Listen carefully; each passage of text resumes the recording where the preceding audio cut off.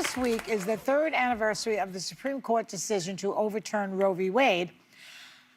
And just yesterday, the Supreme Court dealt another blow to reproductive rights. They ruled that South Carolina can go ahead with their efforts to defund Planned Parenthood, which could give the green light for other states to cut funding. The vast majority of Americans on both sides of the aisle support access to abortion, and most of the work that Planned Parenthood does has nothing to do with abortion. Yeah.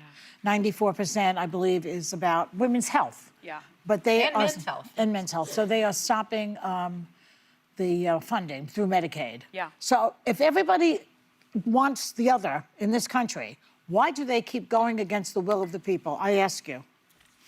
I really don't know. I mean, you know, I think one of President Trump's promises was that he would not enact a federal abortion ban, and that's exactly what he's doing it, but he's doing it through shadow litigation and shadow courts and things like this. And it's just a devastating blow, I think, not just to a woman's right to choose, but a woman's right to choose reproductive health care. And the bottom line is, as you mentioned, Joy, Planned Parenthood doesn't only perform abortions, they provide contraception, breast exams to detect breast cancer. They provide testing for sexually transmitted diseases like herpes and chlamydia, things that can affect your reproductive health system. And so I cannot believe that the Supreme Court once again has chipped away at fundamental rights. This week, I read a case, the story of Representative Kat Cammack. She is a congresswoman from Florida. And she learned she had an ectopic pregnancy. She went to try to get treatment in Florida. Tell them what it is. Well, an ectopic pregnancy, and this strikes really close to home for me, because I had an ectopic pregnancy. I think you did too. Yeah. And when you learn you have an ectopic pregnancy, it's, you know, you're dealing with the sadness of knowing that your pregnancy is no longer viable. The baby you thought you were going to have is not going to happen. And you're also dealing with the fear of feeling like you've got this ticking time bomb inside of you that can explode at any moment. It is a pregnancy inside a fallopian tube. If it grows too much, it will explode your fallopian tube. You can bleed to death. My mother almost died of one. But anyways, this Republican congresswoman learns she has one, goes to get treatment, and the doctors deny her, were too nervous about applying the treatment, which is a shot these days. So she tried to call the governor's office to give the doctors an okay. She argued her case, and hours afterwards, she finally got the treatment. But the bottom line is that whether you are a Republican or a Democrat or anything in between, you're going to have health emergencies, pregnancy emergencies. So I think this case highlights... But didn't she blame the Democrats? Yeah, she said that it was the Democrats' fault for having...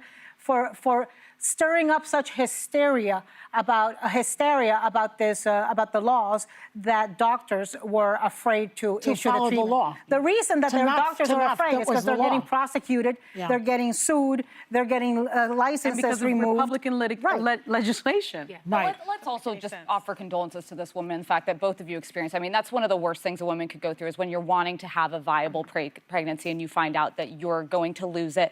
What she spoke to, because my initial reaction based on the headline was like, that seems weird to be placing blame. And I personally would not jump to placing partisan blame. It's just not how I operate with something like that.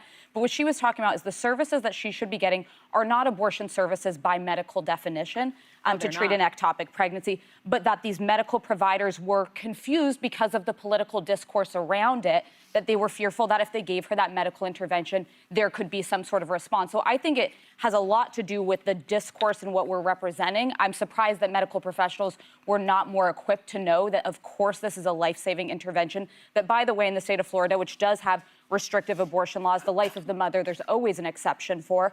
I think that this conversation is one that, listen, I have my personal convictions. I've shared many times on the show how I feel about abortion, but I come down in the place of there needs to be some access and there need to be some restrictions. That's how most of the Western world operates. That's how most of Europe does. Most of Europe is between 14 and 20 weeks. 66% of Americans believe that in the first trimester you should have access to abortion. Second trimester, that's cut nearly in half to about 33%. But we avoid having this conversation. Do you think the government should be involved in this at all? I think it is a medical and ethical decision that because of the ethics of it, the law does have to come into it, and I'll explain why here. Recently, a 20-week-old baby survived. outside of the womb because of medical intervention. That's a miracle. That's science. That's technology making something that seemed impossible possible. So science is moving quicker than the public policy debate around it. And at some point, we're going to have to ask ourselves, if a baby can live outside the womb at a certain point, should there be a restriction on the ability to terminate a pregnancy at that point? Yeah, but there's a really disturbing case, kind of touching on what you said. There's a woman named Adriana Smith, a woman who was brain dead because she went in having concerns about her pregnancy. Yeah. They sent her home. She went back and it ended up she'd had blood clots. They kept her alive by ventilators, although her family wanted to let her go because she was completely brain dead. But they did it to keep the baby against her family's wishes. And the baby was born at like 1 pound. But like, to me, that's such an overstep. If you go into the hospital and you've lost your loved one because arguably they missed it the first time with their blood clots. She was a Black woman, which is important because the maternal mortality rate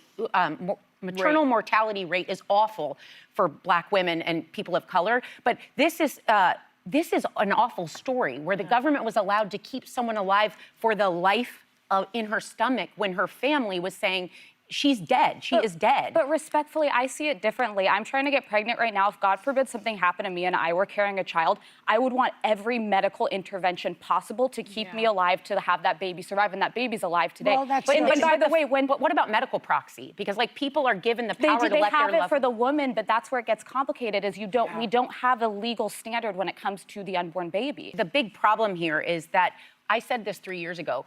This overturning of Roe v. Wade will not reduce abortions. It will reduce safe abortions. And what we're seeing right now is that There's a rise. There's a massive rise in the number of abortions, but Yeah. mothers in states that banned abortion are twice as likely to die. And if you're a Black mother, you're 3 times as likely to Which is die. what Joy and Maternal Whoopi kept saying. mortality rate rose 56% in Texas. Texas was 155%, and maternal mortality fell in 20% in supportive states. The message here is if you are arguing for life, look at those stats and then tell me what you think. So abortions rose ever since Roe v. Wade was overturned. Absolutely. Just a minute. They've risen